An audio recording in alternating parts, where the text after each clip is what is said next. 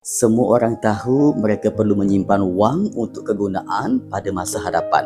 Tujuan simpanan ini termasuklah untuk membayar deposit membeli rumah, kereta, dana pendidikan anak-anak dan juga dana persaraan. Jadi mereka menyimpan wang dalam akaun simpanan, dalam tabung haji atau dalam ASP.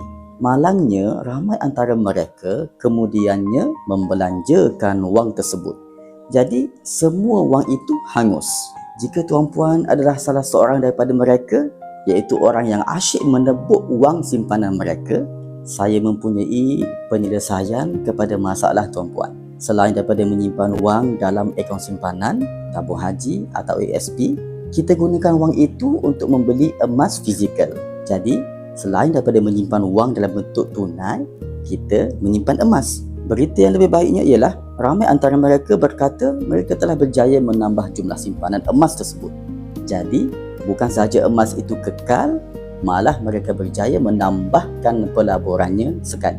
Mengapa tuan-puan tak cuba strategi ini? Beli dan simpan emas fizikal selain daripada menyimpan wang dalam bentuk tunai.